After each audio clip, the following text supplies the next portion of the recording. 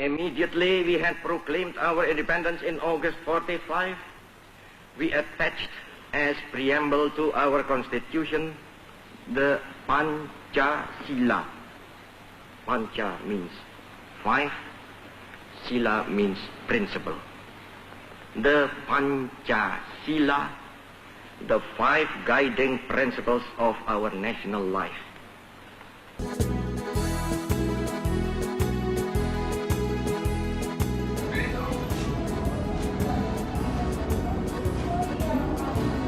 Assalamualaikum warahmatullahi wabarakatuh.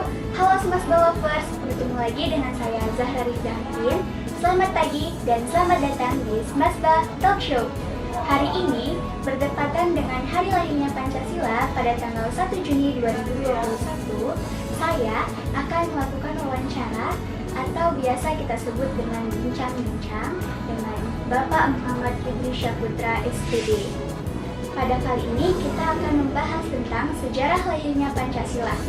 Dan sebagai generasi muda zaman sekarang, apa sih yang bisa kita lakukan dalam wujud mencintai bangsa Indonesia dengan berlandaskan kepada Pancasila? Kami ucapkan selamat datang kepada Bapak Muhammad Idris Syaputra SPD. Nah, bagaimana kabar Bapak pagi hari ini? Alhamdulillah sehat. Jadi Pak, saya ingin bertanya, bagaimana sih sejarah lahirnya Pancasila itu? Iya, terima kasih. Jadi sejarah lahirnya Pancasila itu bermula ketika adanya sidang BPUPKI yang di dalamnya itu ada beberapa pejuang-pejuang kita, termasuklah Presiden Soekarno, wakilnya Bapak Dr. Andes Hatta, ada Muhammad Yamin, Supomo, dan lain-lain, itu merembukan bagaimana dasar negara Indonesia yang akan dibuat. Salah satu nanti usulan dari Presiden Soekarno itulah yang nanti akan menjadi suatu fondasi atau dasar negara Republik Indonesia. Nah, untuk lebih mengeratkannya lagi, maka nanti beberapa para pemuda juga, Soekarno juga membentuk panitia 9 dan membuat Piagam Jakarta yang salah satu isinya Pancasila sekarang, yaitu ketuhanan yang Maha Esa. Ya, pada waktu awalnya bukan ketuhanan ya, tapi masih menjalankan syariat Islam, dan sila kedua sampai sila terakhir itu sama semua. Nah, akhirnya setelah berembuk kembali, rapat kembali para pahlawan kita, ditetapkanlah bahwa sila pertama itu ketuhanan yang Maha Esa dan seterusnya. Itulah menjadi cikal bakal dasar-dasar negara atau Pancasila di negara Indonesia. Pada akhirnya para pemuda kemudian kembali merapatkan tentang dasar negara kita, dan akhirnya di sidang PPKI disahkanlah Pancasila sebagai dasar negara.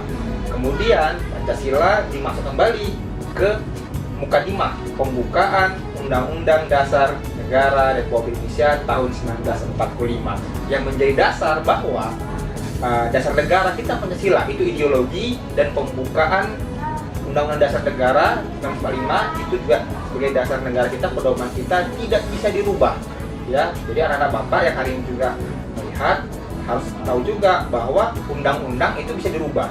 Yang tidak bisa dirubah itu adalah Pancasila sebagai ideologi negara atau dasar negara, dan pembukaan Undang-Undang Dasar Negara Republik Indonesia tahun 1945 yang biasanya kita bacakan lah di setiap upacara hari Senin. Jadi begitu ya Pak, sejarah Pancasila. Ternyata Pancasila terbentuk dari proses-proses yang cukup panjang ya Pak. Nah, jadi Pak, kan Pancasila itu terdiri dari 5 besar. Sila pertama itu ketuhanan yang Maha Esa, sila kedua kemanusiaan yang adil dan beradab, sila ketiga persatuan Indonesia, dan seterusnya. Nah, apakah Pancasila itu mengandung makna tersendiri dari sila-sila tersebut Pak? Kalau kita lihat dari setiap sila yang ada di Pancasila, jelas mereka memiliki makna yang berbeda-beda. Tapi kalau kita mau bahas satu persatu, jelas nggak bisa selesai hari ini. Panjang ceritanya Zahra. Tapi saya ambil contoh saja lah, contoh yang mungkin ringan, dan untuk kalian generasi muda, siswa juga. Saya ambil contoh misalnya sila kedua mengenai kemanusiaan yang adil dan beradab.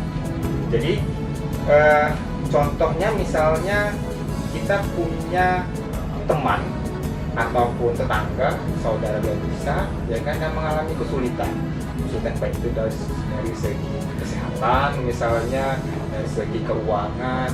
Jadi kita sesama manusia ini bisa saling tolong menolong, nanti dikombinasikan dengan yang namanya sifat gotong royong tadi. Jadi awalnya memang para pemuda-pemuda itu membuat dasar negara ini hanya gotong royong.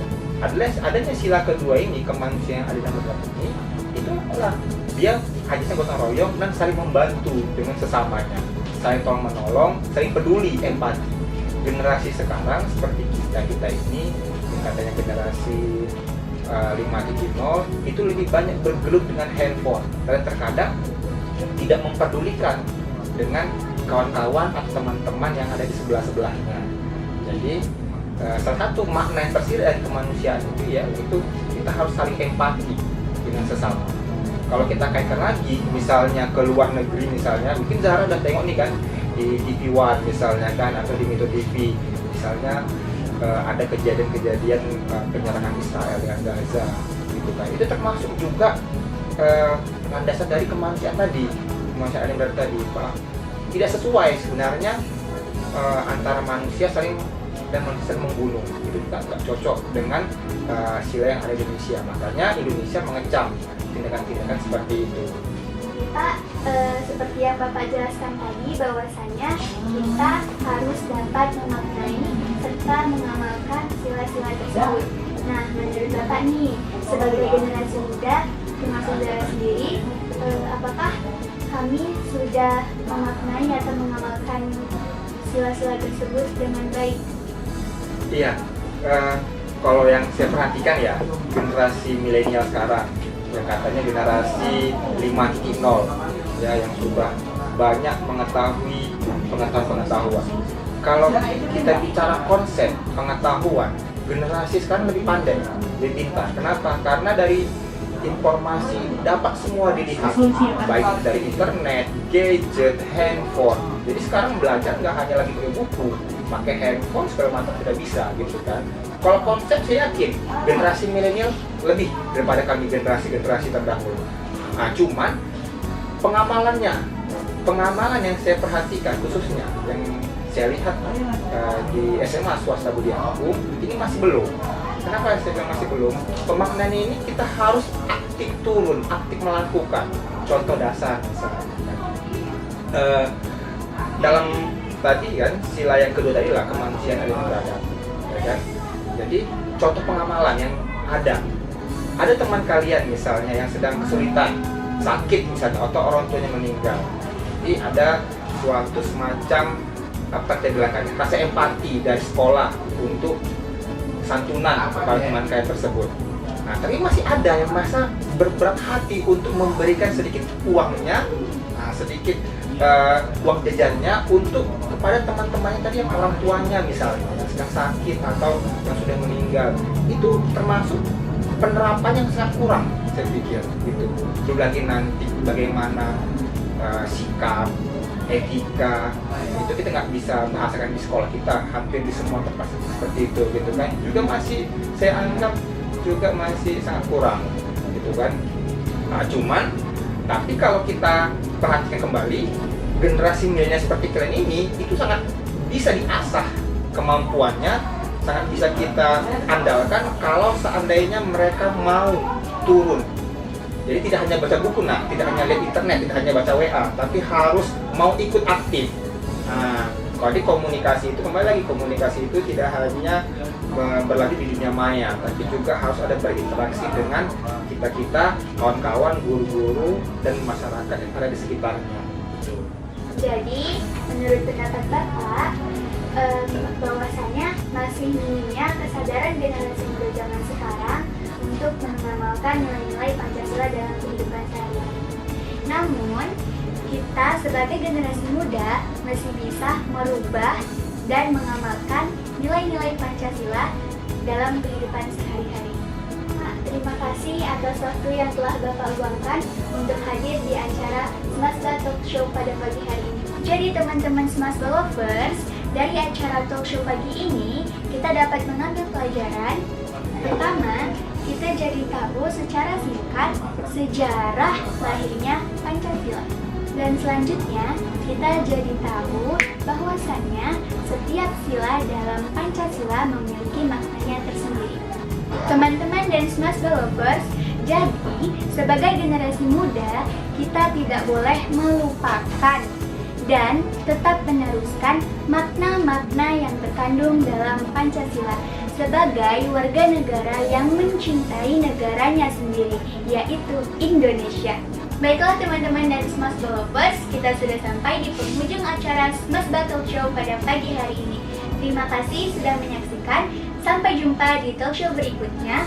Assalamualaikum warahmatullahi wabarakatuh.